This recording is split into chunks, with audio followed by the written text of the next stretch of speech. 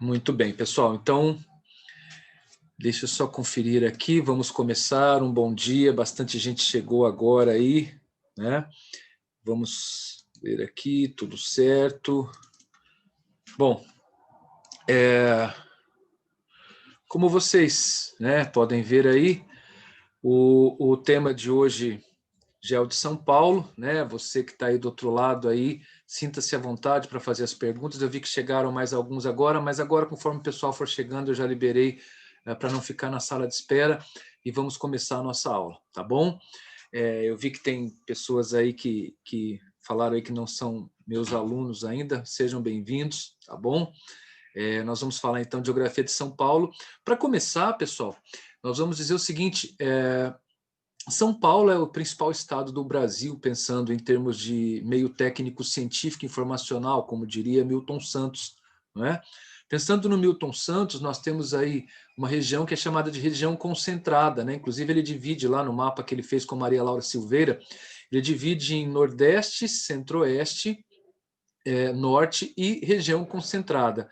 E nessa região concentrada cabe um destaque total a São Paulo, né? São Paulo tem a maior infraestrutura de transportes, tem a maior infraestrutura de telecomunicações, os principais aeroportos, as principais rodovias. Então, de cara, cabe ressaltar que São Paulo é, sim, o estado mais importante do Brasil e essa aula só vai comprovar isso. A nossa abordagem, né, ela vai ser mais geral, então você vai fazer Unicamp, vai fazer FAMEMA, né, tem gente aí que falou que vai fazer FEMA depois, vai fazer aí VUNESP e tal. A intenção é falar da geografia de São Paulo e não especificamente de um vestibular, embora eu tenha colocado exercícios aí e vou disponibilizar também no material. Mas vamos lá então. Está aí a bandeira de São Paulo, né, com o Brasil, as estrelas, né, as cores preto e branco, que são principal, né? Preto, branco e vermelho são as cores principais da geografia de São Paulo. Começando com os aspectos naturais. Muito bem.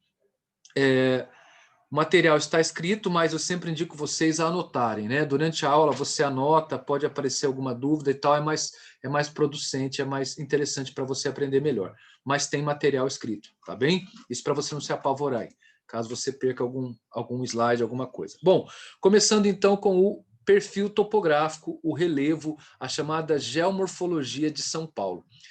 Para quem é do Paraná, né, como a maioria aqui é do Paraná, eu vi ali que tem um ou dois alunos ali que são de São Paulo, né, que eu conheço vocês aí, sei que vocês são de Assis, um beijo a vocês, aliás, mas olha só, o Planalto Paulista, a Cuesta, esse formato geomorfológico é muito parecido com o estado do Paraná. Então, como você que talvez estuda mais vezes o estado do Paraná, fica fácil fazer uma comparação. Então, só para você ter uma ideia, o Planalto Ocidental nós compararíamos com o Planalto de Guarapuava, ou o terceiro Planalto paranaense.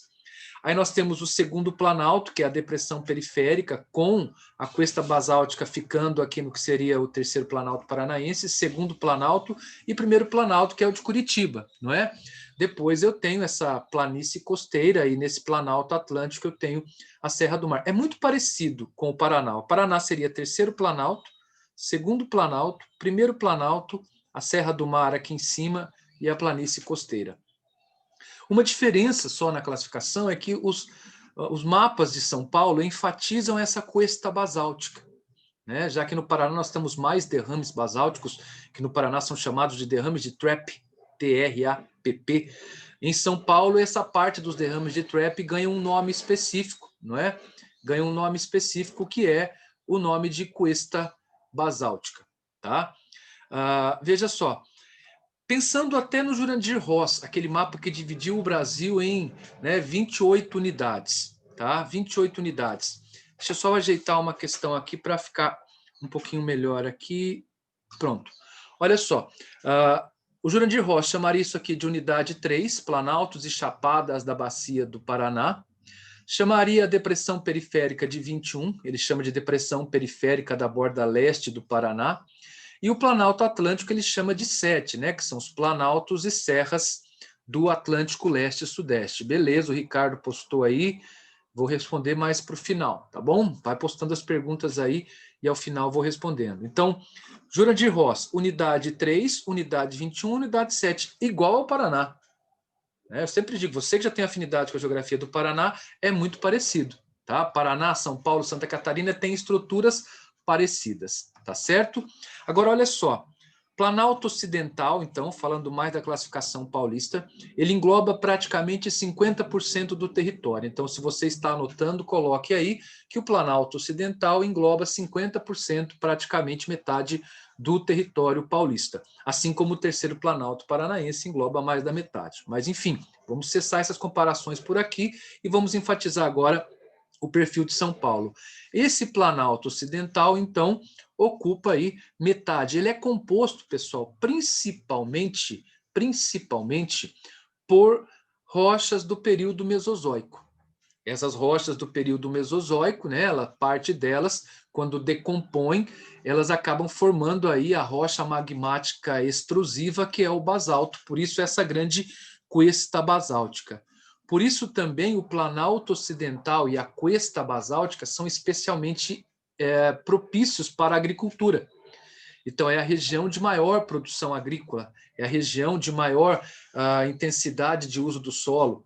O relevo favorece, ele é um pouco mais plano, embora Planalto não seja plano e alto, como alguns pensam, mas nesse caso ele é um pouco mais plano, sim. Então, Planalto Ocidental, rochas principalmente do Mesozoico, solos mais férteis e melhor aproveitamento também do solo, tá bom? Principalmente nas cuestas basálticas. Mas como já se diz cuesta, pessoal, para quem não se lembra, ela tem uma inclinação. Já começa um desnível que leva à depressão periférica. E aí eu já tenho rochas um pouco mais voltadas aí à formação sedimentar, um pouco mais antigas do Paleozoico, não é, que não são formadoras de solos tão férteis assim. Então, a depressão periférica e o Planalto Atlântico não são tão propícios à agricultura quanto o Planalto Ocidental, de modo geral, tá? Não são tão propícios assim, né? Veja só, lembrando, vai postando as perguntas aí, no final respondemos todas. Vamos fazer por atacado no final. Até fica como uma revisãozinha no final, né? Então, depressão periférica, Paleozoico, rochas sedimentares mais parecidas aí com o arenito, tá? Depois, o Planalto, inclusive aqui, né, tem algumas formações areníticas interessantes, com cavernas e tal, no estado de São Paulo. Já o Planalto Atlântico é aquele tradicional embasamento cristalino, aquele escudo cristalino de rochas antigas, lá do pré-cambriano, e que são muito mais resistentes, né? Elas têm uma resistência acima do normal. Então você encontra ali as maiores altitudes. Inclusive o ponto mais alto do estado de São Paulo tem quase 3.000 metros de altitude. Ele é um pouco mais baixo, cerca de 120 metros mais baixo que o ponto mais alto do Brasil, que é o Pico da Neblina, lá no norte. Então você tem no Planalto Atlântico grandes altitudes, tá? Lembrando que você vai escrever aí, por gentileza, para não esquecer, que o Planalto Atlântico é a região que Aziz Absaber, né, o geógrafo que trabalhou na USP e tal, foi professor em São Paulo há muito tempo, chama de mares de morros. Ou até os paulistanos, né, lá em São Paulo, gostam de falar na cidade de São Paulo. Lembra, paulistanos, cidade de São Paulo. Paulista do estado todo. Os paulistanos gostam de chamar de informação meia laranja, né? Meia laranja. Eu sempre brinco, né, que forma assim uma espécie de bunda, de nádega, né? Perdão com a comparação deselegante, mas aquela curvatura suave assim, que lembra realmente um meio círculo, uma meia laranja, e que eles chamam de meia laranja mesmo, né? O Jurandir Ross usa esse termo no livro dele. Inclusive está aqui, depois posso mostrar para vocês aqui. E tem também a ideia de mares de morros, que é a formação, o nome dado pelo Aziz Absaber. Beleza? Perguntas boas chegando aí. Vamos falar depois dessas cidades, mas só para constar aqui, ó, no Planalto Ocidental nós temos, por exemplo, Ribeirão Preto, né, que acho que é uma das maiores cidades aqui do interior. Na depressão periférica nós temos a transição Rio Claro, São Carlos e tal. No Planalto Atlântico, claro, lá em cima, né, a passagem de São Paulo ali, e na planície costeira Santos, né? Pessoal pedindo aí uma referência de cidade, mas isso vai acontecer também durante a aula. Agora, observem o perfil topográfico aqui, ó, essa linha que vai aqui, né, do noroeste até o sudeste, né, o norte-noroeste ao sul-sudeste, são pontos colaterais aí, na verdade, subcolaterais. Ó, o relevo vem do Rio Paraná, perto de 400 metros de altitude nesse ponto, e vai subindo. Vai subindo. Perceba que esse número 5 aqui, ó, toda essa extensão, é o Planalto Ocidental. Aí nós temos uma transição, que é a cuesta basáltica. Olha a descida aqui, ó. Observa o meu mouse aqui, ó.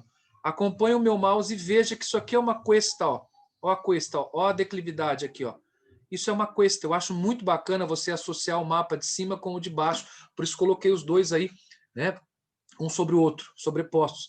E aí o relevo vai subindo. De repente tem um desnível e você tem esse número 3, que é justamente a depressão periférica. Então, ó, número 5, Planalto Ocidental. Número 4, cuesta basáltica. Olha a cuesta aqui. Número 3, a depressão periférica. E aí o relevo começa a subir. Vai ganhando altitude, não é? Até chegar aí à proporção do Planalto Atlântico, que é o número 2.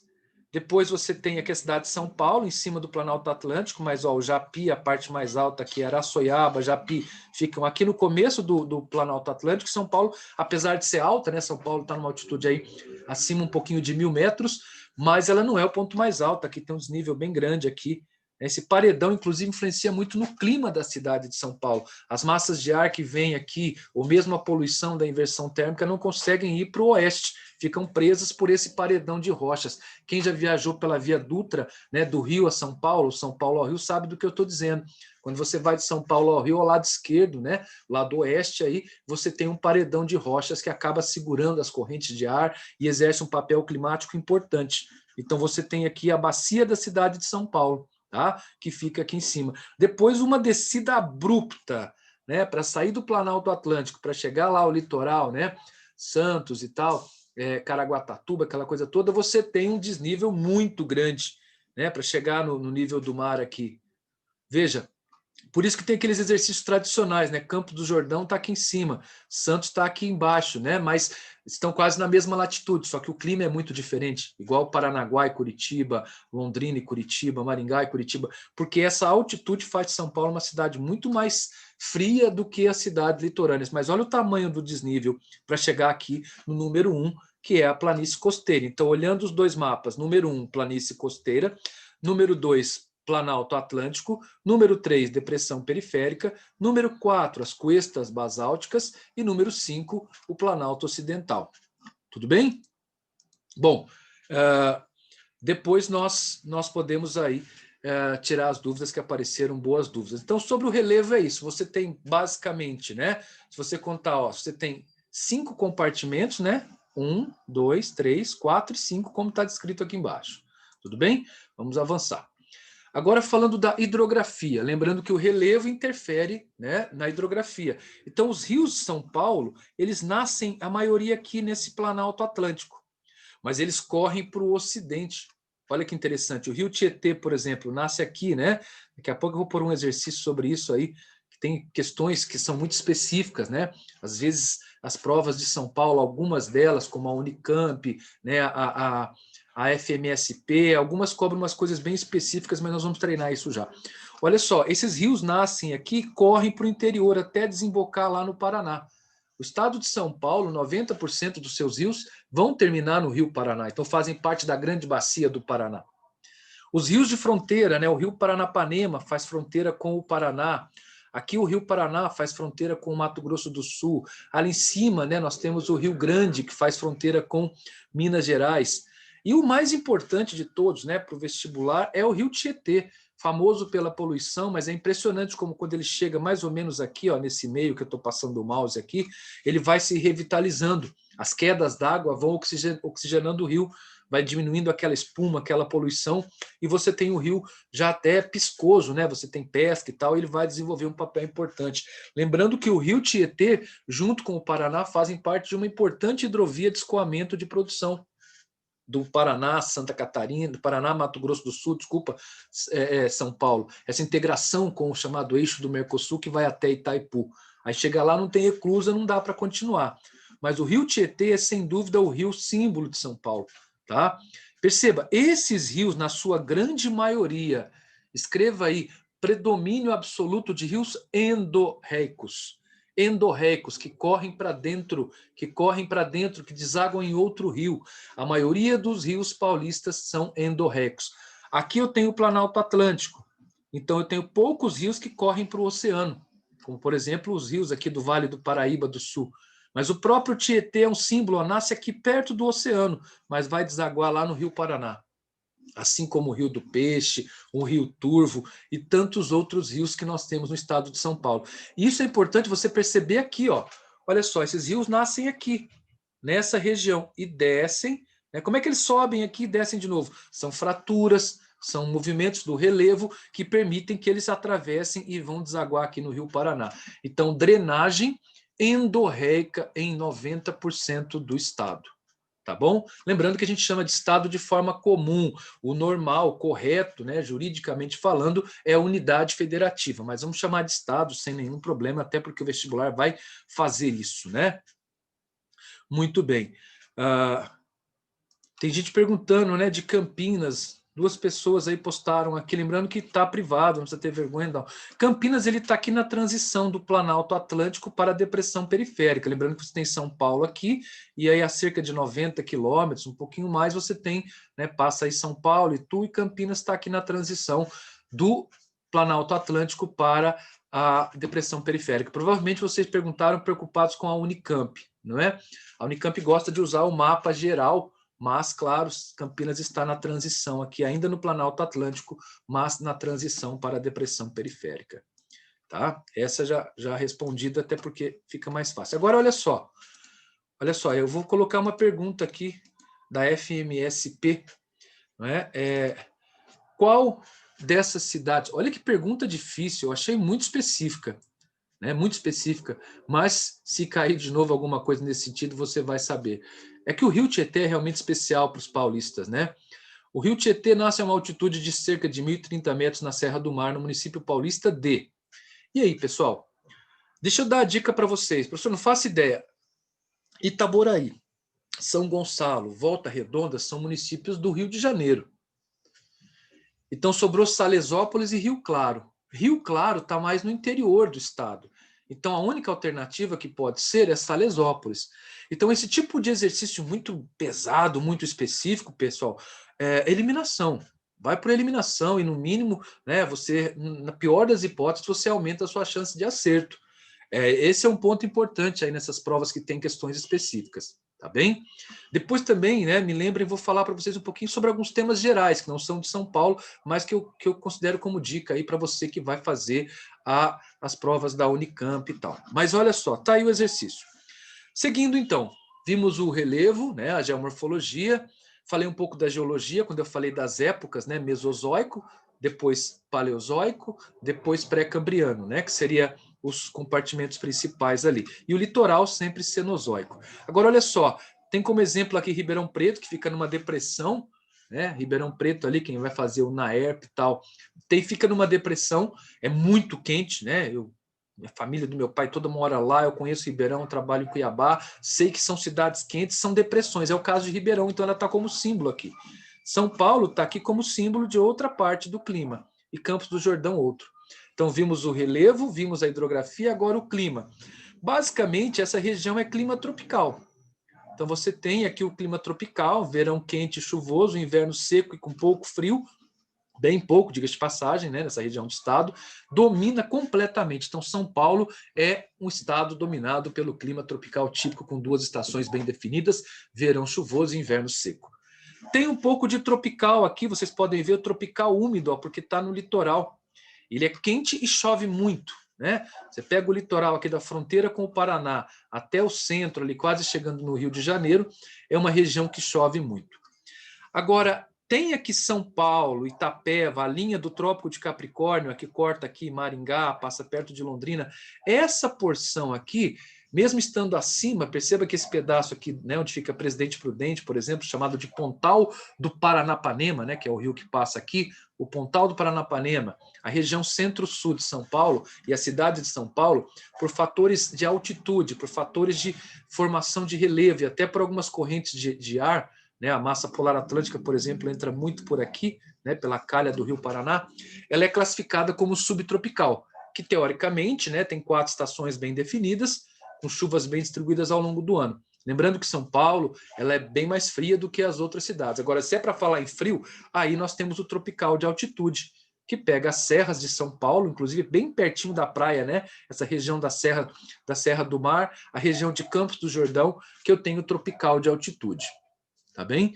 Tropical de altitude inverno muito rigoroso e verão ameno, né? O verão também não é muito quente por causa do fator altitude.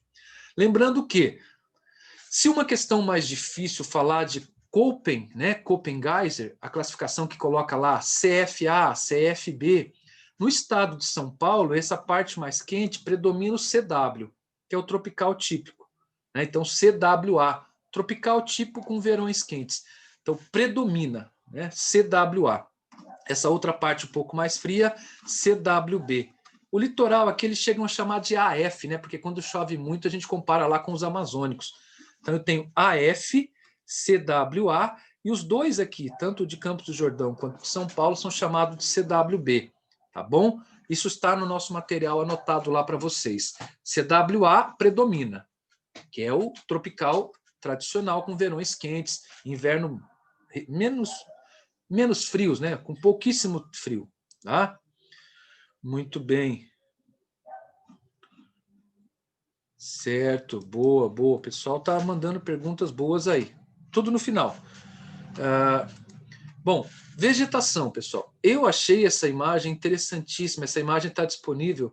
Tem um site que se chama Acervo Geomorfológico de São Paulo, que ele é disponibilizado pela USP. Aliás, o site da USP é sensacional. Um dia que vocês precisarem aí, sei lá, para alguma coisa, o site da USP no sentido de material, né, de pesquisa, material gratuito para a gente poder acessar, não é? Olha só, você tem 1900, né, 120 anos atrás, você tinha toda essa área verde preservada, tá? Depois você tem 1952, tá? 1952, já com bastante desgaste aqui no meio. Você tem a expansão na cafeicultura tendo feito isso, né? Então aqui você tem 81,8% de área preservada, aqui 18,2%, em 2000, 3%, e em 2009, 17,5%. Percebam que houve um processo de reflorestamento. Por quê? Prestem bem atenção. Entre 2005 e 2010, houve a aplicação de leis, a criação de leis ambientais que são parecidas com o CAR, que é o Cadastro Ambiental Rural no Paraná, que obriga o cara que é dono da propriedade, né, a pessoa que é dona da propriedade, a reflorestar a área de reserva legal. Então, o que houve entre 2000 e 2009 foi uma recomposição da área de reserva legal. Por quê? Porque se o cara não fizer isso, a fazenda fica irregular. Ele vai ter que passar por um processo de regularização fundiária. A terra não estará cumprindo o que a gente chama na geografia sempre de função social, porque se não cumprir as leis ambientais, a fazenda não está cumprindo a função social, e inclusive sendo passível de desapropriação para fins de reforma agrária. Então, veja, é um processo muito interessante, de 3% para 17,5%, uma recuperação de quase 50 anos, né? Quase 50 anos aí. Eu adoro moto sem escape, mas olha só, de quase 50 anos aí. Tá bom, pessoal? Beleza? Muito bem. Seguindo aqui, que tipo de vegetação tinha? Bom, deixa eu usar os compartimentos aqui do clima, já que a vegetação é o espelho do clima, eu vou te explicar melhor aqui. Essa faixa litorânea, claro, aqui mais próximo, nós temos os manguezais, né? Os mangues com as pneumatóforas, raízes aéreas, aquela coisa toda, né? Alófitas, presença de sal e tal. Mas os mangues, que no estado de São Paulo, eles são muito descaracterizados. Ele sofre muita ação, impacto de poluição, impacto aí, a formação do próprio relevo, a queda de sedimentos sobre o litoral faz com que não tenha tanto um mangue tão tradicional, tão típico. Logo depois, nós temos toda uma faixa de Mata Atlântica. A Mata Atlântica dominava essa porção toda aqui do litoral de São Paulo até a subida do Planalto Atlântico. O interior aqui, eu tenho a vegetação de floresta tropical, ou Mata Atlântica de interior, ou floresta tropical semidecídua. Tem muitos nomes, mas o principal, claro, mata tropical, tá? Ou floresta tropical. Agora, aqui nessa região mais alta, eu tenho araucária. Toma cuidado com isso. São Paulo, Minas e Rio de Janeiro têm resquícios de mata de araucária, não é uma exclusividade do sul, né? Essa parte mais alta aqui tem resquícios de mata de araucária, isso inclusive já caiu numa questão da FUVEST, né? A presença, então, de araucária, Mata Atlântica, não é? Mangue, e aqui floresta tropical ou Mata Atlântica de interior. Beleza? Muito bem. Então, relevo, hidrografia, clima, vegetação, acho que tranquilo, não é? Vamos avançar aí para aspectos demográficos, populacionais. Aqui você está vendo, né, um pedacinho da placa da 25 de março. Eu estava vendo agora cedo, né, num jornal aí, na TV, o movimento, né, agora vai chegando o Natal, o movimento nas ruas, agora aquela coisa da repórter, né, olhando quem está de máscara, quem não está, mas enfim, é um comércio muito forte, um comércio que ela falou que hoje, né, eu até acho que ela exagerou, mas quem sou eu, né? Eles estão em São Paulo fazendo reportagem, que deve passar por lá hoje entre 800 mil e 900 mil pessoas. É, assim, é muita gente, né? Na verdade, dá duas cidades de Maringá em população, passando por uma região que é o Brás, né? A 25 de março, a região ali dos eletrônicos, né? Os mercados de rua e assim por diante. Mas é uma cidade diferenciada, é um estado diferenciado. Vamos ver por quê. Primeiro, a população está estimada, essa estimativa foi feita pelo governo de São Paulo, não é um censo oficial, mas foi feita aí em julho deste ano, então é bem atual, e o estado está com 44 milhões de habitantes. Então é um estado que tem uma população um pouco maior que de um país como a Argentina, por exemplo.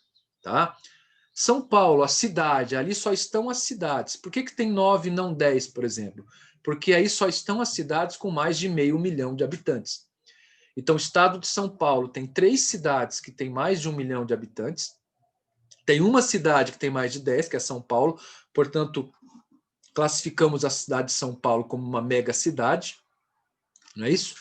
Além de fazer parte de uma megalópole, ainda que incompleta, né, que é a megalópole que vai do eixo Rio-São Paulo, tá? E deixa eu explicar uma coisa para vocês já de cara. Essa região, olha só, a região metropolitana de São Paulo, com 39 municípios, ela tem 23 milhões de habitantes. Segundo as estimativas de julho deste ano, 23 milhões de pessoas se aglomeram, né, dá praticamente mais da metade da população do estado aqui nessa região, percebam isso também. Aqui está Guarulhos, né? E aí você tem ao lado Campinas, São Bernardo está aqui dentro, São José dos Campos, Santo André. No interior, como eu disse para vocês, a maior cidade é Ribeirão Preto, em população, né? Ribeirão tem mais de 200 mil, por exemplo, do que São José do Rio Preto, enfim, Marília, Bauru, que está na casa dos 380. Você tem aqui 9 cidades. Perceba que Osasco, Santo André, São Bernardo, Guarulhos, estão todos dentro da Grande São Paulo, por isso 22, 23 milhões de habitantes na estimativa. Mais uma questão, quando eu junto aqui, deixa eu só ver uma coisa, quando eu junto essa região metropolitana de São Paulo, tá, com a região de Campinas, hoje os paulistas gostam de chamar isso de macrometrópole. Então anote aí, macrometrópole. Na verdade, é uma megalópole regional, né, que conurba aí a região metropolitana de São Paulo com a região metropolitana de Campinas. Existe um eixo ali, né, das rodovias paulistas que vão ligando essas cidades de uma forma ininterrupta e você tem uma concentração populacional absurda, né, absurda. Se eu pensar que 44 milhões também, que é a população do estado, é praticamente um quinto. Né? Se eu multiplicar por 5 ali, eu tenho 220 milhões, é basicamente um pouco mais, né? 22% da população brasileira. Pouco mais de um quinto, quase um quarto da população do país todo. Mas a concentração nessa região, São Paulo, Campinas, é de 25 milhões de habitantes. Eles chamam de macrometrópole. E não é só por causa da população, é porque ali você tem universidades, você tem o nosso tecnopolo. Lembre-se, o Tecnopolo, que fica na região de São José dos Campos. Ali nós temos o ITA, o Instituto Tecnológico da Aeronáutica, nós temos a Embraer, né? Nós temos uma série de pesquisas sendo feita. É o nosso ponto de maior desenvolvimento, de maior progresso tecnológico, ainda que com as nossas deficiências, né? A USP, a Unicamp, o ITA, a Embraer, são todos, o INPE, né? O Instituto Nacional de Pesquisas Espaciais, são todos localizados, estão todos localizados nesta região que a gente está chamando de macrometrópole. Então, ela vai de Campinas, São Paulo, até São José dos Campos. Tá? Ela faz isso aqui, ó. Campinas, a Grande São Paulo, chegando até São José dos Campos aqui. Tudo bem? Lembrando que aqui dentro também nós temos o ABC. Hoje, ABCD paulista, depois eu vou mostrar para vocês, né? O que é o grande ABC? Santo André, São Bernardo, ó, Santo André, São Bernardo do Campo, né? Aí você tem o A, Santo André, o B, São Bernardo, o C, São Caetano do Sul, que também está aqui dentro com quase 500 mil, praticamente chegando a 500 mil, e Diadema, que é outra cidade aqui também quase chegando a 500 mil. Na faixa de 400 a 500 mil, São Paulo tem mais de 10 municípios aí, né? Praticamente são 11, se não me falha a memória agora. Mas, enfim, veja a concentração demográfica, veja a concentração populacional. A densidade demográfica de São Paulo, ela é quase 2.000 vezes maior, 1.800 vezes aproximadamente maior do que do centro da Amazônia, por exemplo. Então, esse é o nosso, abre aspas, formigueiro humano, tá bem? Lembrando que está entre as 5 maiores aglomerações urbanas do mundo ainda, essa macrometrópole. Tá? Então, mais do que a região metropolitana de São Paulo, que tem 39 municípios conurbados, guardem esse conceito, fica essa dica. Macrometrópole paulista. Bom, aqui vocês estão vendo uma questão que fala da desigualdade, né, que trata da expectativa de vida nos bairros. É uma pesquisa feita em São Paulo pelo Mapa da Desigualdade, de um grupo chamado Rede Nossa São Paulo, com a ajuda do IBGE, que é o Instituto Brasileiro de Geografia e Estatística. Veja, o sul da cidade de São Paulo, aqui é a cidade de São Paulo, tá? Não considerando o estado, tá? Só, e nem a região metropolitana, mas a cidade mesmo. Você tem aqui o extremo sul, principalmente, e o extremo norte, os extremos da cidade, com exceção do centro, né? O centro da cidade, mais para o centro-norte, onde a condição de vida é muito diferente. Ó, no bairro do Alto de Pinheiros, a expectativa de vida é de quase 80 anos. Assim vale para Pinheiros, Jardim Paulista, Moema, Perdizes, Higienópolis. Essa região, né, ela tem uma São Paulo moderna, é uma São Paulo cara, 1 metro quadrado disputadíssimo, as grandes empresas estão ali, enfim, os hotéis de luxo. Ao redor dessa área, a gente pode chamar isso aqui de centro econômico. Daí eu tenho a zona periférica do centro, ó, se liga nessa ideia. Na prova da Unicamp já caiu um círculo, segundo círculo, terceiro círculo. E teve gente que achou que era ilha de calor. E não era. O mapa estava tentando falar sobre as 3 zonas econômicas da cidade de São Paulo. Da desigualdade social, onde eu tenho uma zona central mais favorecida, privilegiada, com um PIB per capita maior, melhores condições de vida, é quase, o pessoal brinca, né, uma Europa dentro do Brasil, guardadas as proporções, a comparação aí que pode ter outras variáveis, mas o centro, a zona periférica do centro e a periferia. Observe que aqui, ó, eu tenho no Iguatemi, no Grajaú, no Jardim Ângela, né, eu tenho 54, 53, Cidade Tiradentes, eu tenho uma expectativa de vida muito menor. Daqui, ó, 79 para 53, dá praticamente 26 anos, quase 26 anos de diferença, de expectativa de vida. Então, esse pessoal aqui tende a viver, né, um terço a mais de vida do que os outros das regiões mais pobres de São Paulo. Claro que quando você viaja por São Paulo é muito fácil você pensar, né, em transitar pela Paulista, pelos Jardins, pelo Morumbi, e ao mesmo tempo transitar pelo Jardim Ângela, né, pelas áreas mais pobres. Lembrando que há algumas incrustações, está vendo aqui, ó? Heliópolis, por exemplo, ao lado do Morumbi, a maior favela paulista com mais de 100 mil habitantes, a favela de Heliópolis, que ficou famosa na TV e tal. Então, São Paulo tem uma urbanização bem contrastante, mas há esse padrão, com exceção desse núcleo aqui no meio, que são aquelas favelas que ficam próximo da região mais desenvolvida, não é? Veja só, vamos passar aqui. Lembrando, você que chegou depois, coloque suas perguntas aí, a sua dúvida, e eu vou responder todas no final, tá bem? Vou deixar um final aí, assim acaba ficando como uma revisão, até porque as perguntas estão excepcionais aí. Bom, São Paulo também é a nossa cidade de maior atração, né? Você tem movimentos importantes que você estuda, por exemplo, o Pau de Arara, os nordestinos indo para São Paulo, né, na década de 50 até a década de 90. Você tem movimentos importantes de São Paulo, né, os estrangeiros vindo para São Paulo e depois se espalhando pelo norte do Paraná. Lembrando que o norte do Paraná, por exemplo, Porta, né, é a nossa influência paulista.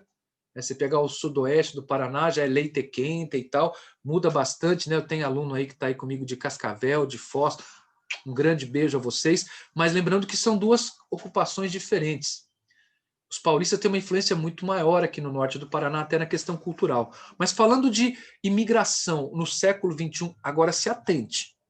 Isso é uma dica mais do que para estado de São Paulo, né? Isso é uma dica que vale para todas as provas e até para outras fora do estado. O Brasil recebeu nos últimos tempos muitos bolivianos.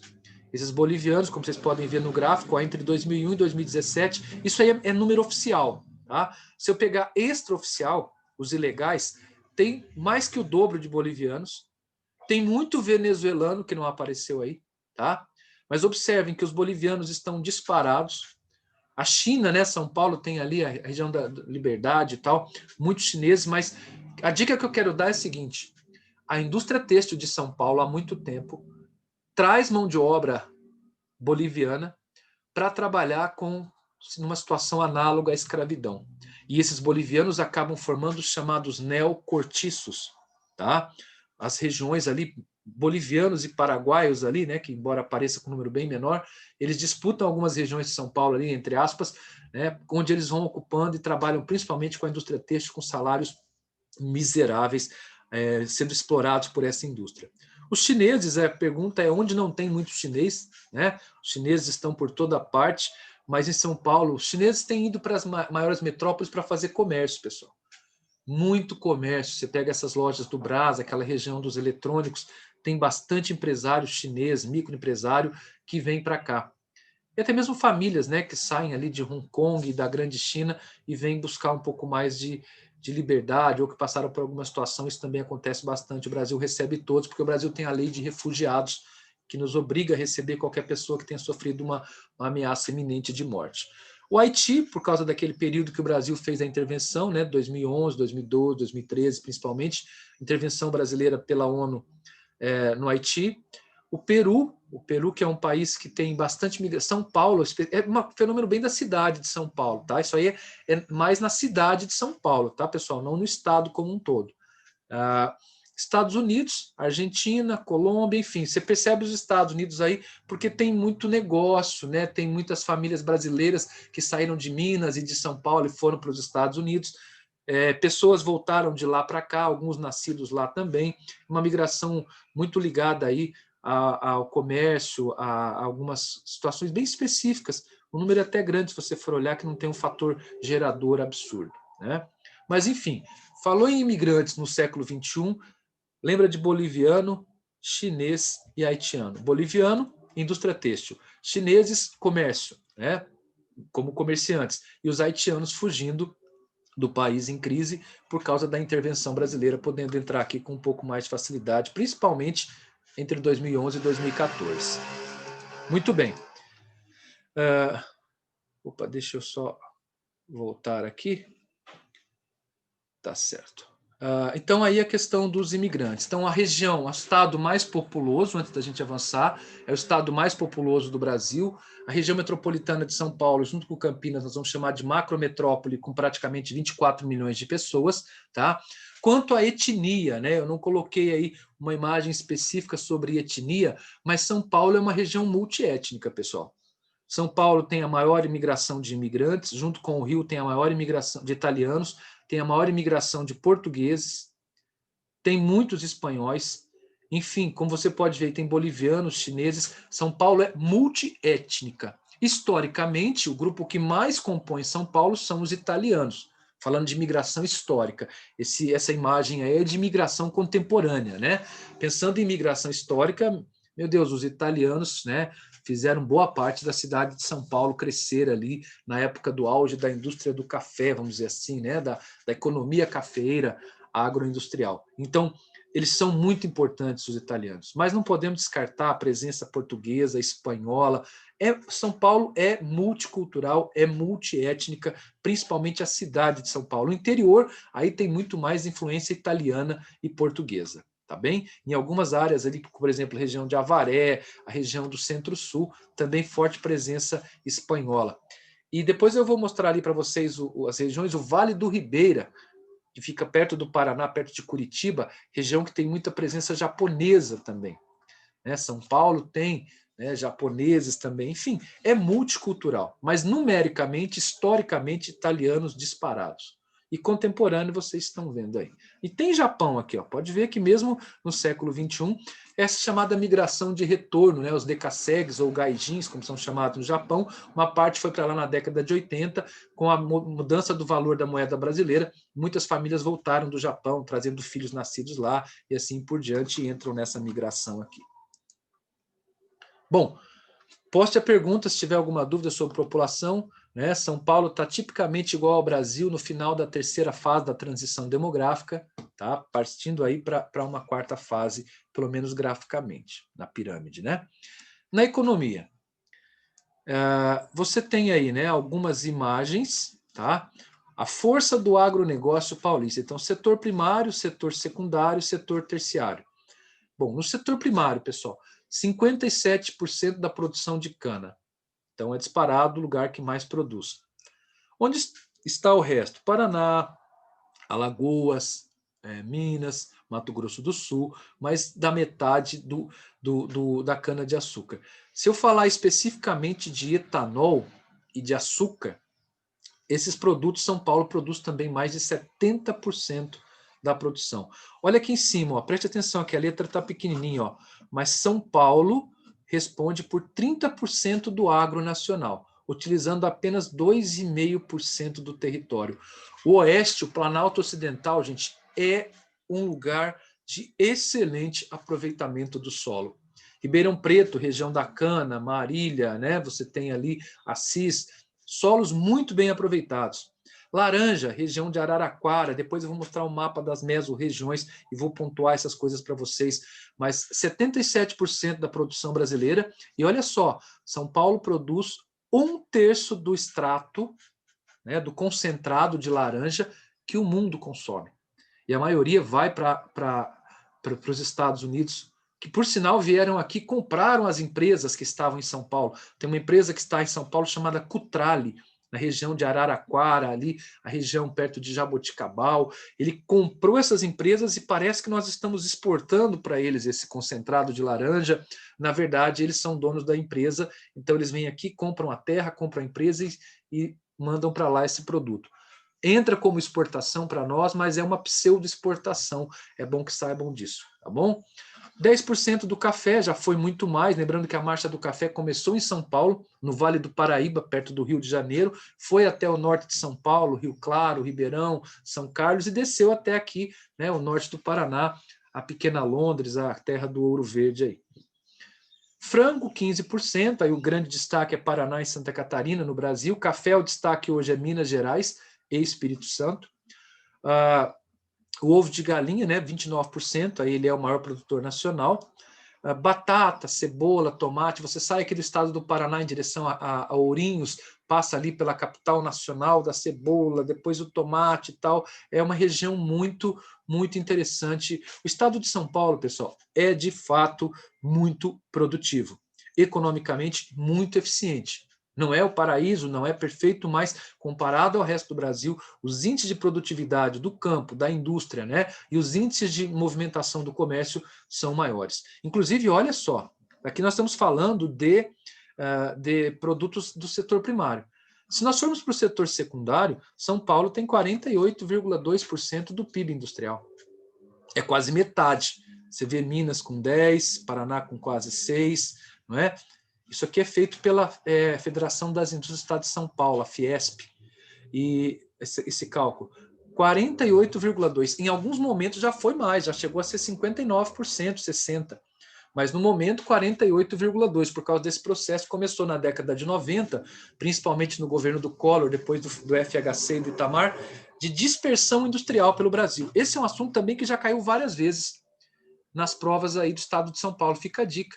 O processo de dispersão industrial, tá? Depois vou falar um pouco mais, mas São Paulo é o centro industrial, é o centro agrícola, e aí quando eu falo em ocupação, né, eu tenho aqui, ó, vocês estão ouvindo a musiquinha de fundo, olha que bacana, passa esses carros assim, né, ali dentro o cara tá... Comentários inúteis à parte, vamos seguir. Olha só, a ocupação da mão de obra, chamada PA, né, PEA, População Economicamente Ativa. O Brasil, 73% trabalha no setor terciário, 73,2%, em São Paulo, 77%. Então, a grande maioria está no setor terciário. Isso é chamada terciarização. Ó, se liga e anota. O fenômeno da terciarização, a expansão do setor terciário. Deixa eu ver aqui. Boa, pergunta excepcional, hein? Vamos respondê-la depois.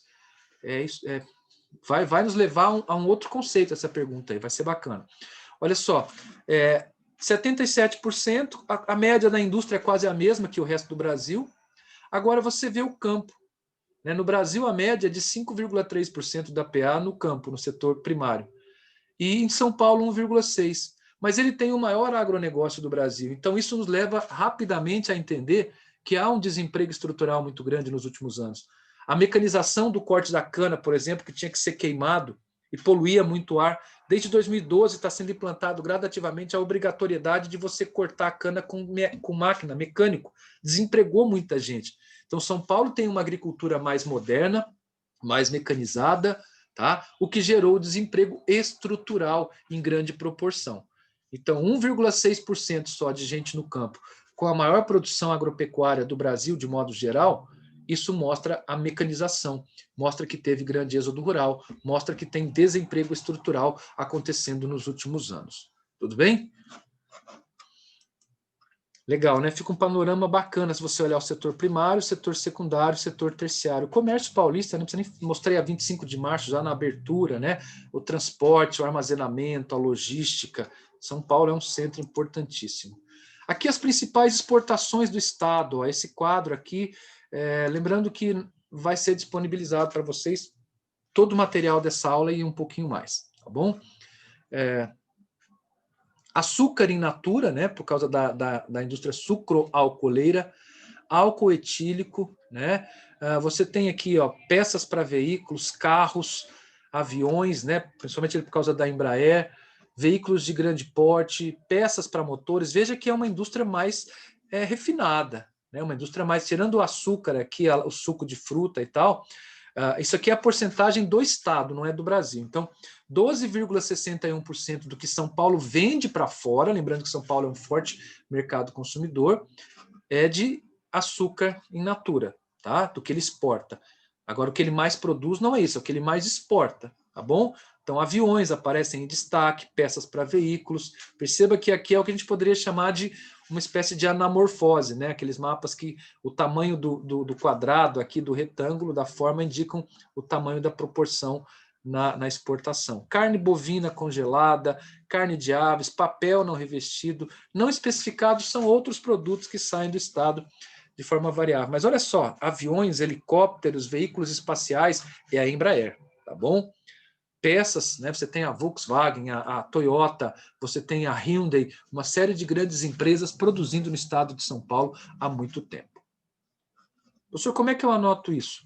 Não, eu acho que você deve guardar o seguinte, né? São Paulo é um grande exportador de laranja, açúcar e veículos. Veículos e peças, esse setor chamado de indústria de bem de consumo não durável.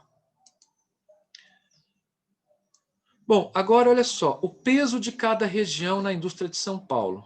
Aqui a região de Campinas, 30,2%, quase igual à região de São Paulo. Aqui vocês estão vendo que é chamado de Grande ABC. Agora já não é mais só ABC, né? Tem Santo André, São Caetano, São Bernardo, Diadema, que é esse aqui cortado, mas tem Mauá, Ribeirão Pires, Rio Grande da Serra, uma região com IDH muito baixo, mas com uma produção industrial muito grande, tá?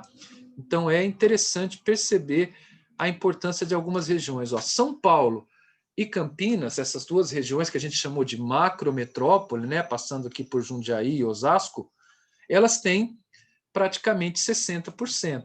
Se eu somar São José dos Campos, Sorocaba, essas que estão com uma cor destacada aqui, eu tenho praticamente 80% da indústria paulista. Então, há uma grande concentração na região chamada de macrometrópole. Eu reforço com vocês esse conceito. Tá bem? E aí tem algumas, né, bem menos importantes do ponto de vista da indústria, tá? O que está em amarelo aqui é que não tem um grande peso industrial, tá bem? Então você vê, por exemplo, São José do Rio Preto é uma cidade menor do que Ribeirão, mas industrialmente ela está um pouquinho, um ponto percentual aí, né? 0,1 à frente de Ribeirão. Na nossa região mais próxima, que é o norte do Paraná, de onde, né, eu estou aqui, muitos de vocês estão, Prudente, né, a região que se destaca mais. Você tem as cidades tradicionais, você já vai vendo quem são os grandes polos, né? Prudente, Araçatuba, Marília, Bauru, Rio Preto, Ribeirão, Franca, que é um centro de calçados, né?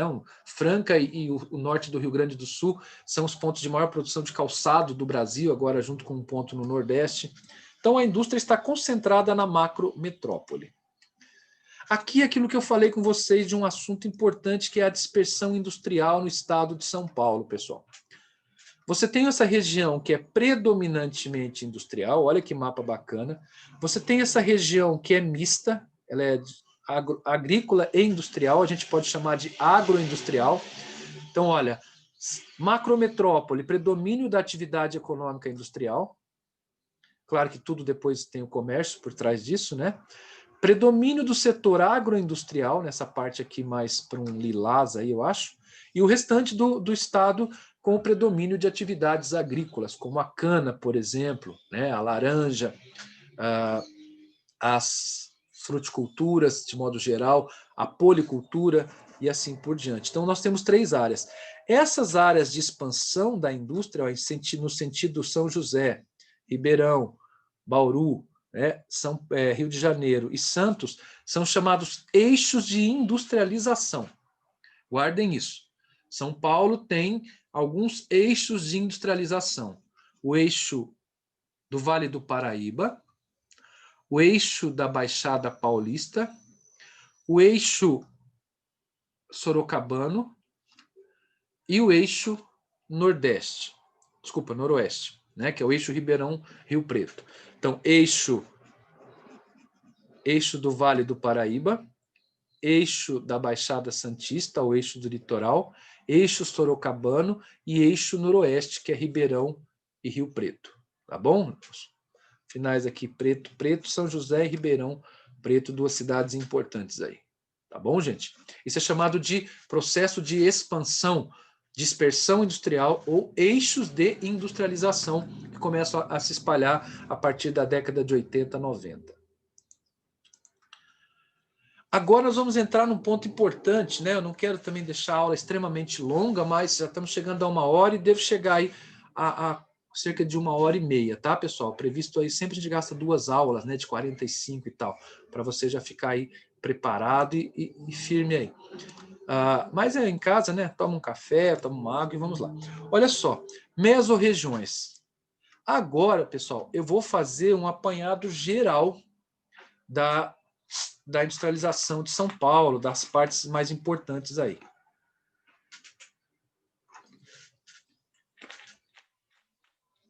Muito bem. Olha só, eu vou começar por São José dos Campos. A minha dica é que você coloque esse título, né, mesorregiões. Opa, onde eu fui parar aqui? Aqui, mesorregiões, tá? E você escreva aí o nome de cada uma delas. E cada uma delas nós vamos colocar 1, 2 aspectos mais importantes para você poder ficar com uma visão macro do estado de São Paulo. Quer vir aqui, Rafinha? Vem aqui, tá me espionando. Minha filha, se ela não aparecer nas minhas aulas, fala oi pro pessoal. Tem gente de todo lado aí. Ó. Tem gente de São Paulo, do Paraná, de Santa Catarina, tem até do Mato Grosso. Dá tchau pro pessoal. Tchau, beijo, gente. Tchau. Fecha ali pro pai. Muito bem. Se ela não participar, gente, não teve aula aqui em casa, assim. Mas é essa participação rápida aí, para embelezar um pouquinho a aula. Então, a minha dica é essa, mesorregiões, e nós vamos falar um pouquinho de cada uma delas. Então, coloque o nome da cidade, né, que representa a mesorregião, e eu vou destacar algumas características. Bom, São José dos Campos. São José dos Campos está na região conhecida como Vale do Paraíba. Então, essa mesorregião ela também pode ser chamada de Vale do Paraíba. Você vai escrever uma palavra, Tecnopolo. São José dos Campos, região do Tecnopolo. Lembrando que ali está o ITA, ali está a Embraer, ali está o INPE, o Instituto Nacional de Pesquisas Espaciais. Você tem uma produção tecnocientífica muito avançada em comparação ao resto do país, nesta mesorregião. Então, São José dos Campos ou Vale do Paraíba, tá bem? Tecnopolo. A Grande São Paulo. Bom, a região da Grande São Paulo você vai colocar, né, o centro financeiro, econômico do Brasil. Só não é o centro político, porque é Brasília, cuidado com esse termo. São Paulo não é o centro político do Brasil, ele é o centro político do Estado. Se eu falar do Estado, ele é o centro econômico, financeiro e político, tá? Lembrando que o centro industrial é São Paulo e Campinas, então não posso falar que é só ele, mas eu posso dizer que é o centro econômico, a Bovespa está ali, é o centro financeiro, é onde estão as principais sedes das empresas internacionais e nacionais no Brasil, é onde estão ali, né, os principais vínculos de negócios, as principais conferências comerciais e assim por diante. Então, Grande São Paulo, centro econômico e financeiro do Brasil e do Estado. Também pode colocar grande densidade demográfica, né? A nossa mega cidade, tá bom? Santos. Bom, Santos é a questão portuária, não é? É o principal porto da América Latina. Você tem ali a Baixada Santista também com uma indústria petroquímica muito forte. Tem uma cidade aí nessa Baixada Santista, né? Que é ligada pelas rodovias Anchieta e Imigrantes, que vão de São Paulo a Santos ali. Ali você tem, em primeiro lugar, então, o porto, não pode esquecer disso. É o canal de entrada e saída de muitos produtos da balança comercial brasileira. E também é importante lembrar que Santos foi o ponto de chegada ali do Kassato Maru, da imigração japonesa, dos italianos também, é o nosso ponto de conexão. Mais ainda, lembrar que ali tem uma cidade que já caiu em várias provas aí do estado de São Paulo, e até no Enem, que já foi a cidade mais poluída do mundo. É o Centro Petroquímico de Cubatão, no estado de São Paulo. Ali você tem entrepostos da Petrobras, você tem refinarias, é um lugar muito industrializado e muito importante. Não é mais o lugar mais poluído, né? O lugar mais poluído do mundo, né? Muito bem. Vale do Ribeira, pessoal, é um dos lugares mais pobres do estado, com o pior PIB e o pior IDH. O Vale do Ribeira e Presidente Prudente, chamado de Pontal do Paranapanema, são as duas regiões mais pobres. Mas depois eu chego aqui, vamos falar do Vale do Ribeira. Você vai escrever baixo IDH, agricultura, né, familiar e presença de imigrantes japoneses no campo. Então tem uma pequena agricultura ali de chá, produção de vários tipos de hortaliças, né, os chamados hortifrutigranjeiros. Então, Vale do Ribeira, migração japonesa, não, nem combina, né, migração japonesa com baixo IDH, mas nesse caso tem, né, muitos grupos ali. Os japoneses geralmente são os pequenos proprietários, não passam, né, não tem um IDH, uma vida tão ruim, mas o restante ali, as cidades são muito pobres, o comércio é bem aquém do resto de São Paulo. Eu falei aqui de hortifruti e lembrei de uma questão que já caiu no Enem, na verdade, sobre a região metropolitana de São Paulo.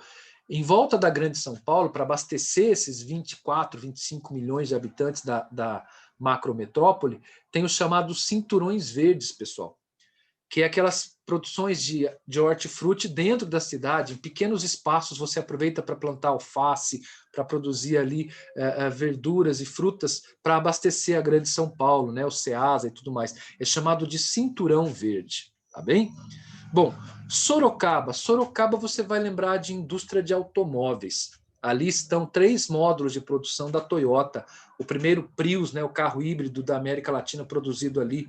Então, Sorocaba, indústria automobilística. Ali dentro tem a microrregião, né, na transição de Piracicaba também, que tem aquela questão canavieira, tem a questão da produção de gêneros agrícolas. Mas Sorocaba, você vai lembrar aí de indústria automotiva. Assim como tem no São Bernardo do Campo, aqui na Grande São Paulo, tá bom? Campinas, pessoal, Campinas, altíssimo PIB industrial. Em Indaiatuba, ali você vai colocar indústria química. Indústria química, você que vai fazer Unicamp, isso já caiu antes. Campinas, a região de Indaiatuba, Campinas, Jundiaí, ali, é uma região de altíssimo número de indústrias químicas, farmacêuticas, fármacos, químicos, tinta, tinturas para tecidos, uma série de produtos químicos que são fabricados ali. E, é claro, São Paulo, Campinas, são indústrias muito diversificadas. Nós estamos destacando um ponto para você, né, poder acertar uma questão ou outra aí. Bom, saímos desse eixo aqui, né, do leste, vamos fazer a parte central aqui, ó. Ribeirão Preto, capital latino-americana do agronegócio. A feira de agronegócio, né, de Ribeirão, ela movimenta milhões, às vezes já passou de R$ 1 bilhão de máquinas agrícolas. Tem a questão da cana, que é muito forte, a mecanização da cana, né? Ribeirão já foi chamada, na década de 90, de a Califórnia brasileira. E esse título trouxe para ela um número de imigrantes absurdo, de migrantes, né, porque são brasileiros, principalmente do Nordeste e de Minas. Muita gente foi para Ribeirão morar lá e levado por essa ideia de Califórnia brasileira. Até o pessoal de Ribeirão mais antigo não gosta muito dessa reportagem, tal, foi Globo Repórter, não sei o quê, porque, segundo eles, trouxe muita gente para a periferia, muita gente ficou sem emprego, a cidade, que é tida como um polo do agronegócio latino-americano, sofre muito com isso. Então, você pega as periferias de Ribeirão, que na época tinha lá 300 mil, hoje, se você lembrar da aula, ela tem quase 700 mil habitantes. Então, é uma região do agronegócio que tem uma grande atração de imigrantes nordestinos, assim como São Paulo, tá? Guardem isso por causa dessa ideia da Califórnia brasileira, né? O calor, a pujança econômica deram esse apelido aí. Araraquara, você vai escrever na hora laranja. É a maior produção de laranja por quilômetro quadrado, juntamente com o Vale do Silício nos Estados Unidos e a Flórida. Enfim, é disparado aí uma das regiões de maior produtividade agrícola desse produto, tá? Então, a fruticultura aí é a laranja. Bauru, pessoal, é uma região que se desenvolveu nos últimos tempos com uma indústria chamada de indústria de segunda mão. O que é indústria de segunda mão aí?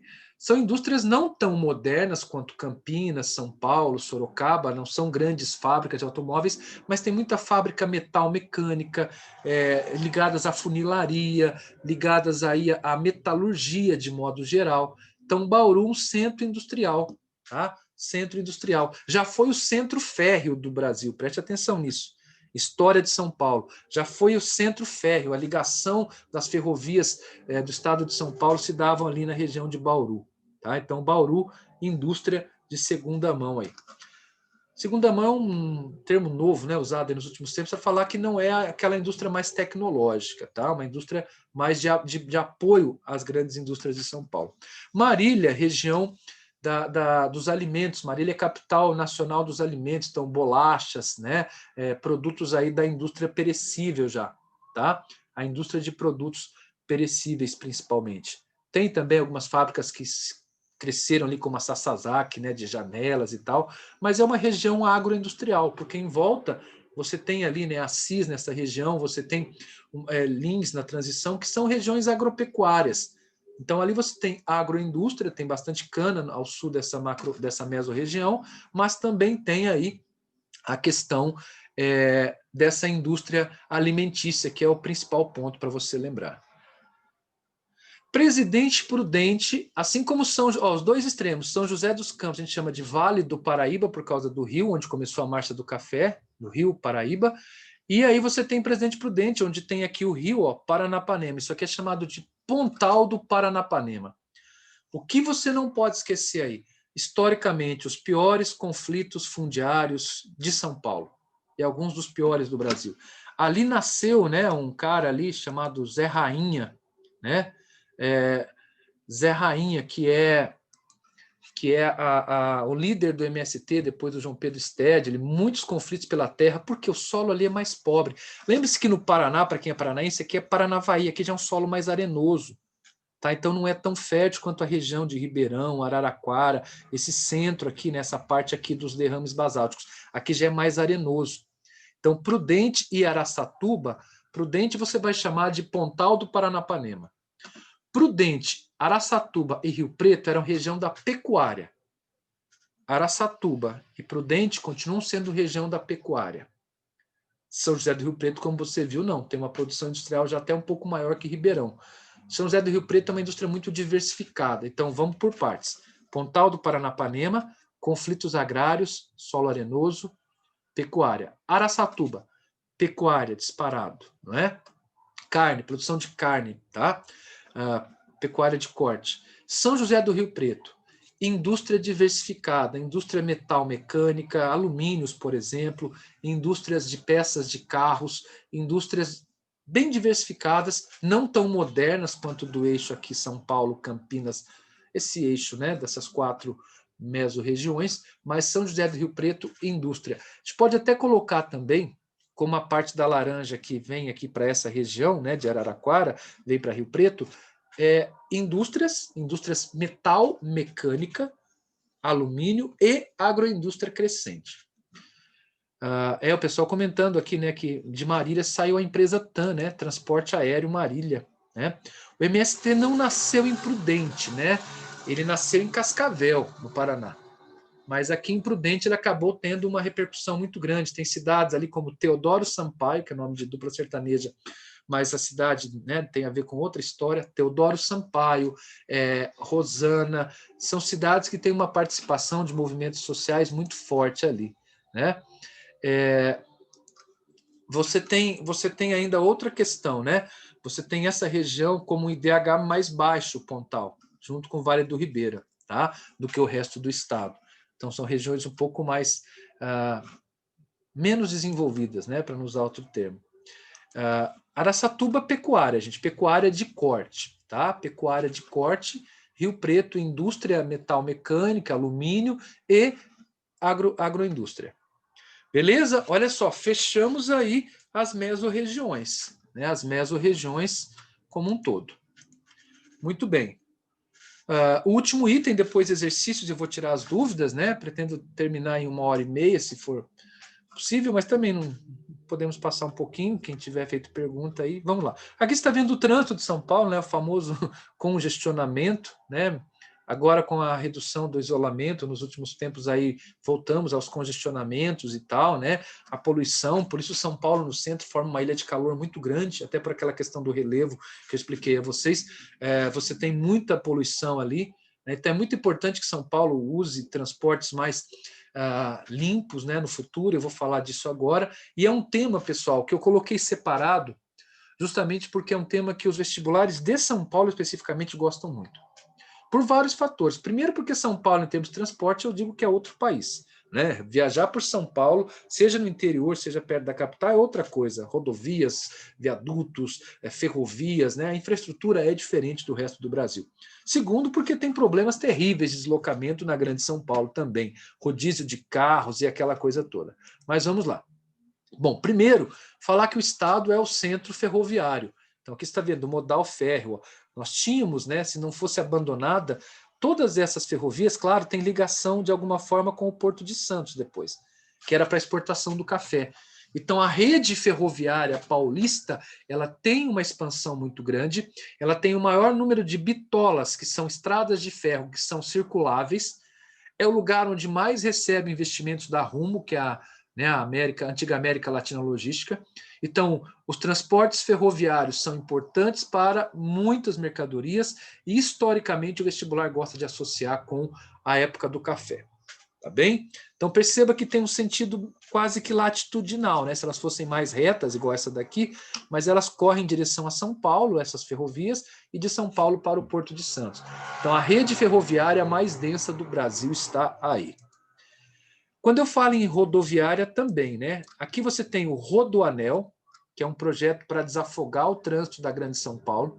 Então, por exemplo, em algumas épocas do ano, em alguns horários, os caminhões só podem circular pelo Rodoanel, e dentro de São Paulo só em alguns horários, né? Por exemplo, de madrugada. Mas você tem algumas rodovias que já caíram no vestibular. São Paulo é disparado, repito, o estado com maior infraestrutura de transporte, inclusive rodoviário. Ó, Fernão Dias, que liga São Paulo, a Grande São Paulo aqui a Belo Horizonte. A Dutra, né, que passa ali pelo Aeroporto Internacional de Guarulhos e vai até Rio de Janeiro. Aqui a Ayrton Senna, que faz a ligação também, né, essa Dutra Ayrton Senna para o estado do Rio. A Anchieta Imigrantes, que levam para o Porto. Tá? Se você perder alguma coisa aí, eu repito e tal, mas o eixo, são os eixos rodoviários também são os eixos de desindustrialização, lembra disso? Ou de dispersão industrial, tá? Que seria melhor do que desindustrialização. São os eixos de expansão industrial, de integração. Então, Anchieta Imigrante liga ao Porto, Dutra Ayrton Senna liga ao Rio, Fernão Dias liga a Belo Horizonte, A Bandeirantes e a Anhanguera ligam a Ribeirão Preto e Triângulo Mineiro, cidade de Uberlândia, bastante conectada com São Paulo, Uberlândia, Uberaba, Ribeirão, Franca, que é o centro lá na mesma região de Ribeirão de Calçados, por exemplo. Então, Bandeirantes, Anhanguera é o eixo nordeste que a gente falou. A Castelo Branco, né, que liga aqui ao Paraná, ao norte do Paraná.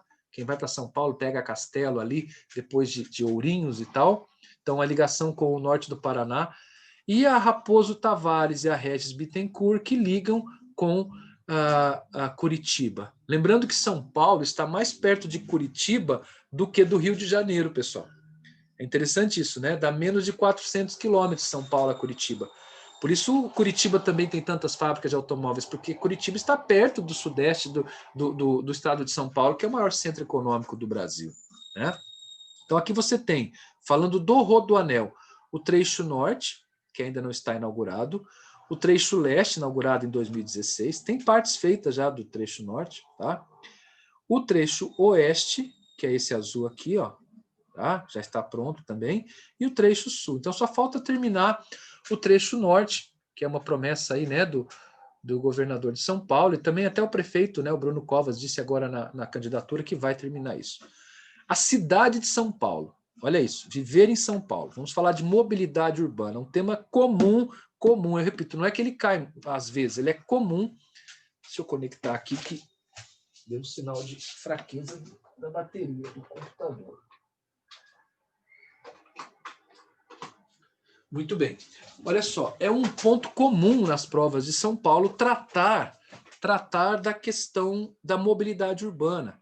A importância das ciclovias, né, o patinete elétrico, o aluguel por aplicativo, tudo isso tem crescido em São Paulo e é importante que cresça mesmo, para diminuir a poluição, para melhorar, né? Você já viu, tem um programa, eu sempre falo, a Liga, que fez uma comparação. Uma pessoa foi de helicóptero, outra foi de carro, outra foi de ônibus e metrô e trem e tal, transporte público, outra de bike, para ver quem chegava em quanto tempo ao extremo da cidade de São Paulo. Teve gente que gastou 3 horas e 40, teve gente que gastou 15 minutos. São Paulo é uma das 4 cidades do mundo com mais uso de helipontos, né, de helicópteros. Quem já foi ali São Paulo, Campinas e tu sabe que isso é verdade, né? Isso acontece mesmo.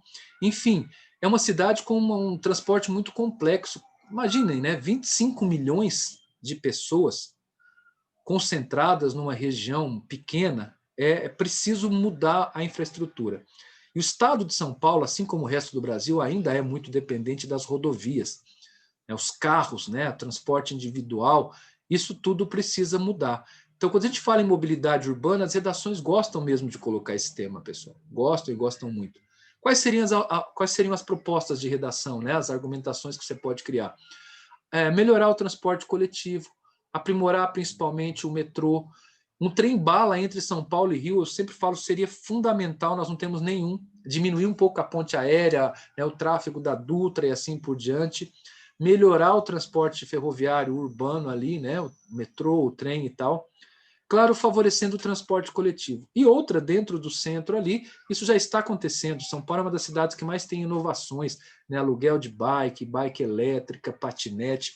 Isso está acontecendo e é um ponto positivo. Mas são mais de 6 milhões de carros, 14 mil ônibus, 64 metrôs, né, estações, 46 estações de trens. Perceba que tem muito carro para pouca estação, se você for observar. Então, uma das argumentações é aumentar o investimento em transporte coletivo. Outra é facilitar e dar mais acesso ao transporte individual limpo, né? A bike, o patinete, os meios elétricos, enfim. E também fazer, né, o que o pessoal chama na Europa de zoneamento de trabalho.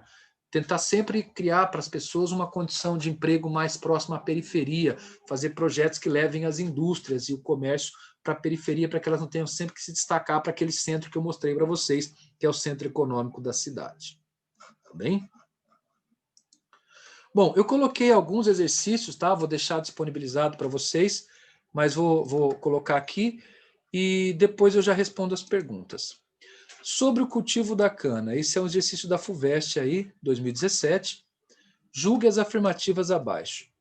A expansão desse cultivo tem ocorrido principalmente com vistas ao aumento da produção de etanol para o abastecimento dos mercados interno e externo. Olha só, com certeza, né? O etanol tem substituído o combustível, não só no Brasil, mas no mundo inteiro, tem sido uma alternativa interessante à gasolina, por isso deve ser verdadeira.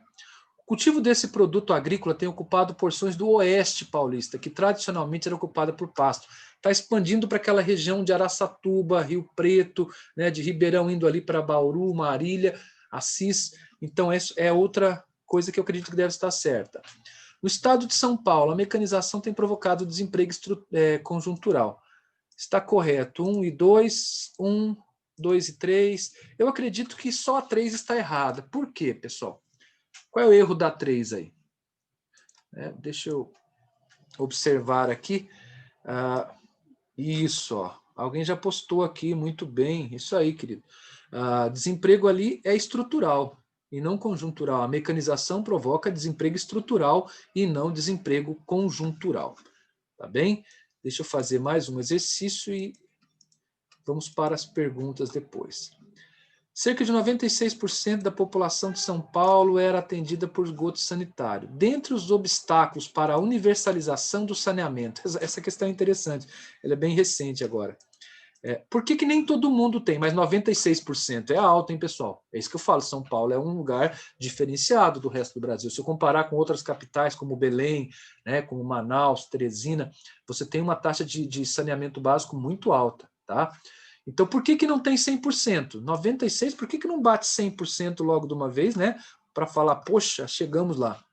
Devido os desníveis, né, acho que seria correto aqui, né, aos desníveis do relevo da capital, que variam entre 830 metros na Avenida Paulista e 700 metros na vargem do Rio Tietê, tem variação sim, não sei se é por isso, né? Dá para colocar saneamento em áreas que tem desnível? Dá. Creio que não seria um motivo, não. A ausência de um plano diretor abrangente que privilegie o ordenamento das construções e da rede de esgotos. Existência de grande número de riachos e córregos canalizados, isso é verdade. São Paulo tem muita impermeabilização do solo. Perceba que qualquer chuva aí já faz a Marginal Tietê, Pinheiros transbordar. São Paulo é uma das cidades mais impermeabilizadas do mundo. Tá bom, pessoal? Impermeabilizar significa que não tem por onde a água percolar, né, passar para o solo. Então, se ela não infiltra, ela escorre e aí você tem os problemas das inundações, por exemplo.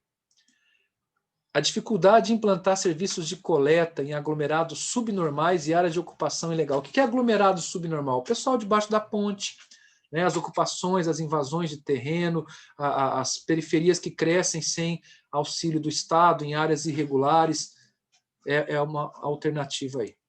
E a reduzida capacidade de investimento do governo federal, responsável pelo saneamento básico no país. Não, o saneamento básico, nesse caso, é responsabilidade da prefeitura, né? Da prefeitura. Qual a alternativa correta, pessoal? Para vocês aí, né? Diante do que eu li. Olha só, sem mais delongas, né? Letra D. Como é que você vai levar saneamento para um lugar que não está nem no mapa da prefeitura? É igual levar energia, né? Como é que você vai fazer saneamento para aquelas casas que nascem de um dia para o outro, aquelas vilas que crescem em uma semana embaixo de pontes, viadutos? Então, esse é o principal motivo, sem dúvida nenhuma, para que São Paulo não atinja, e dificilmente vai atingir 100% de saneamento enquanto tiver essas submoradias, moradias subnormais e ocupações ilegais. Tá bem? Bom, aí eu vou deixar aqui, depois eu disponibilizo para vocês, tem mais exercícios aí, todos com respostas, também coloquei os exercícios na lista, tá? E agora eu vou fechar aqui e vou para as perguntas, tá bem? Se você quiser ouvir, tem perguntas que vão nos levar a outros conceitos, então sugiro que você aguente aí, vou tentar ser rápido, né, nas respostas, porque tem perguntas que vão nos levar a alguns conceitos que eu não falei ainda na aula. Mas, né, caso tenha algum compromisso, claro, vocês já estão à vontade. Bom, deixa eu começar lá nas perguntas de relevo. Pessoal mandando um bom dia, bom dia, bom dia, bom dia, bom dia, bom dia. A primeira, você vai disponibilizar os slides? Bom, eu vou postar agora aqui um link onde você vai encontrar material de Geografia de São Paulo no Google Forms, tá bem? O link está postado aí para todos, né, no Google Drive, na verdade. Tem lá a Geografia de São Paulo, tem exercícios, tá bom? E os slides, tá bem? Se bem que os slides eu transcrevi, então basta a parte textual lá, os slides não vão fazer diferença, mas para quem gosta. Olha só, tá aí a primeira pergunta ali que eu respondi, que era sobre a disponibilização de material. Então tá lá a Geografia de São Paulo. Já distribuindo os méritos, aí eu peguei parte dos textos que são de 2 professores que escreveram sobre Geografia de São Paulo e sobre metropolização paulista. Eu cito no final, né, as fontes, inclusive eles são usados até em uma parte do Wikipédia, que eu não gosto muito, mas nesse caso eles foram usados lá de forma positiva. Na cuesta basáltica, a terra também é roxa. Sim, a terra, essas cuestas basálticas, quando se transformam, elas formam a terra rossa, né? A terra vermelha rossa é do italiano, né? O rosso, que é o vermelho para eles, né? Terra roxa, roxa, a gente sempre fala que não existe, né? Mas é isso mesmo. A cuesta basáltica, assim como no Paraná, ela produz boa parte dos solos mais férteis do estado de São Paulo, a terra vermelha. Bom dia. O senhor comparou a geofísica do Paraná com a de São Paulo e de Santa Catarina. O mesmo se aplicaria com Mato Grosso do Sul? Não, não. Aí eu saí dessa faixa de relevo, vou para outra margem do Paraná, tá bom? Do Rio Paraná, no caso. Então, não vale, não se aplica, é diferente. Até porque ele já tem a transição para o Pantanal, né, a parte mais baixa da América do Sul. Pode citar as principais cidades de cada divisão? Acho que já citei, né? Do Planalto Ocidental, Ribeirão, da depressão periférica ali, você tem Rio Claro, São Carlos, já passando para Campinas, e daí vem o Planalto São Paulo, Campinas, Planalto Atlântico, e no litoral a cidade de Santos. Deixa eu ver. Bruno, no mapa está falando que o clima da cidade de São Paulo é região subtropical com chuvas bem distribuídas ao longo do ano, mas por que há tantos problemas com o abastecimento pela seca do Cantareira? Quando eu vi essa pergunta, eu comemorei.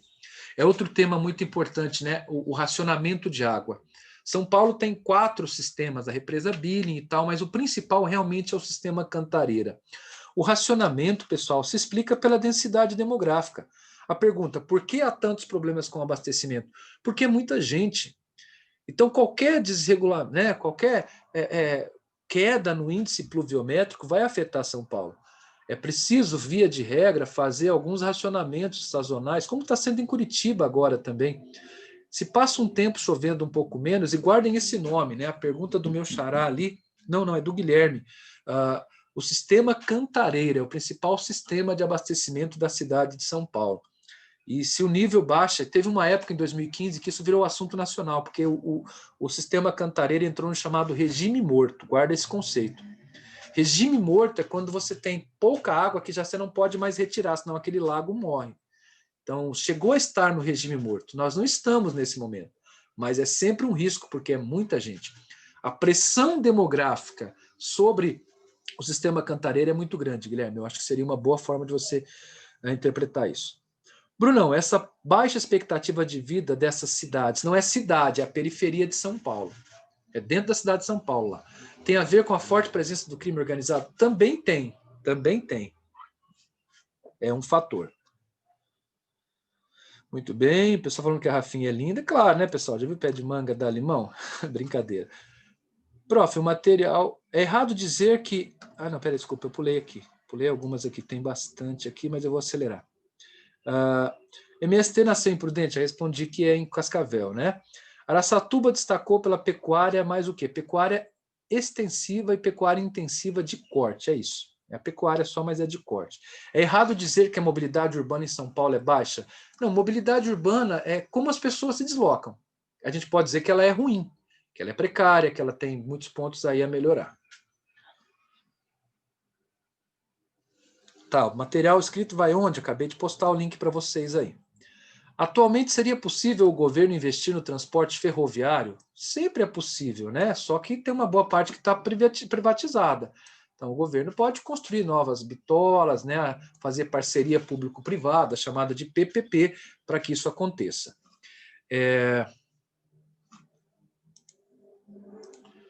Muito bem, vou colocar aqui. Desemprego estrutural, muito bem. Bruno, minha família mora em Bauru e lá eles enfrentam muita falta de água. Isso é reflexo da má distribuição, aspectos naturais ou é um problema político? Tem uma questão natural, Bauru passa, né, aquela região às vezes passa por um pouco menos de chuva, lá é bem afetado pelo tropical, então tem 5, 6 meses que chove bem menos. E, claro, Bauru aumentou muito a população, então é preciso cuidar melhor dos mananciais. Em volta ali, a agricultura contamina muito, né, essa região, então os mananciais são muito afetados. Então tem a questão ambiental, sim, um aspecto natural, que é a chuva e a questão ambiental, e tem um aspecto político, que é o investimento, né, o combate à deterioração desses afluentes e mananciais. Eu acho que é uma somatória de tudo que você colocou aí, Bruno. Muito bem. Bacana. Olha só, pessoal, isso é importante. São Paulo, quais são os principais problemas ambientais do estado de São Paulo? Como vocês viram, tem um projeto de reflorestamento por leis e tal. O principal problema de São Paulo, entre Santos, Cubatão, São Paulo, é a chuva ácida, tá? Chuva ácida, as enchentes urbanas, em São Paulo especificamente, a chuva ácida, as enchentes urbanas, são os que mais causam estragos, porque eles causam chamados movimentos de massa. Então, cidades ali da Serra, né, do Planalto Atlântico, muitas vezes têm deslizamentos, desmoronamentos de encostas. Isso tudo provoca um impacto muito grande sobre a vida das pessoas. E, claro, a questão que foi citada aí, que é a falta de água, né? Muitas vezes o racionamento por causa da superdensidade demográfica. Então, a chuva ácida, as inundações, né, com os deslizamentos, desmoronamentos, movimentos de massa, e também a questão do abastecimento hídrico. A ilha de calor acontece em alguns pontos de São Paulo, sim, mas esses outros 3 problemas, eles são mais abrangentes. Uma boa pergunta aí, temas importantes. Uma última dica para quem vai fazer o Unicamp e tal, fiquem atentos aí, São Paulo gosta de geopolítica, né? Então aquela última olhadinha, por exemplo, eleições dos Estados Unidos, como é que funciona o sistema eleitoral, né? O professor vai fazer aulão para a Unesp? É esse. São Paulo é esse, pessoal, como eu disse no começo, tá? É esse aí. Estou tentando trazer de forma geral os vestibulares de São Paulo e não só um ou outro, beleza? Mas, enfim, fiquem atentos com essa questão de geopolítica, principalmente quem vai para São Paulo, capital, FUVEST, porque pode cair. O conteúdo é bem parecido, sim, Giovana. Maria Luísa. Bruno, posso afirmar que o trânsito caótico e a poluição da cidade de São Paulo ferem o Estatuto da Cidade? O Estatuto da Cidade nasceu depois da Agenda 21, né, com o intuito de melhorar e de resolver esses problemas. Não é que ele fere, na verdade, ele nasceu dessa demanda, né, mas o Estatuto quer que isso seja corrigido. O Estatuto é um meio para fazer planejamento urbano, plano diretor, para que a cidade cresça de forma mais organizada. FAMEMA, a dica é você ficar focado em questões mais urbanas e agrícolas. Então, acho que hoje você teve uma boa dose de matéria para a FAMEMA. Tá? Professor, você acha que vai cair algo das eleições municipais de São Paulo? É muito recente. Olha, nas provas agora, desses finais de semana, eu acho que não. Até vai cair. E outra, São Paulo não costuma cobrar, vai cair para entrar na posição política. Não. Talvez é mais fácil cair o modelo eleitoral dos Estados Unidos do que propriamente de São Paulo. Mas tudo pode, né? Pode, mas não acho provável. Tá bem? Queridos, 12:00 em ponto. Eu quero deixar um grande beijo para vocês. O material está aí, o link está no Google Drive. O Bruno está dizendo que aula foda, mandou bem demais, Xará. Imagina, obrigado, tá bom? Obrigado, o pessoal está dando um tchau aí. Deixa um grande beijo no coração de vocês, tá bom? Dizer que foi uma honra poder passar essa manhã de sábado com vocês. Vou fazer outras. A vantagem agora da gente estar, né? Estamos nos adaptando aí a essa questão do online, é poder fazer essas aulas. E eu gosto muito, né? Para mim, isso não é nada além de um sábado que a gente falou de coisas importantes. Espero realmente que seja útil para você, acima de tudo. Beijo para todo mundo aqui, a galera aparecendo aqui, geral. Giovana, Maria Antônia, Daniele, Raíssa. Queridos, vou encerrar. Um grande beijo. Boa prova para vocês que vão fazer prova agora. E qualquer dúvida futura. Lembrando que eu fiz um pedido, né? Me ajudem aí, vamos bombar aquele Instagram, né? Professor Bruno Rangel, porque eu vou começar a postar bastante coisa. Inclusive, vou postar dicas para a Unicamp rapidinho lá, tá bom? Me ajudem aí a divulgar, marquem as pessoas. É o único pagamento que eu peço por essa aula, é esse, realmente. Me ajudem lá a divulgar a geografia e ajudar vocês a passarem nos vestibulares. Tchau, gente. Um grande abraço.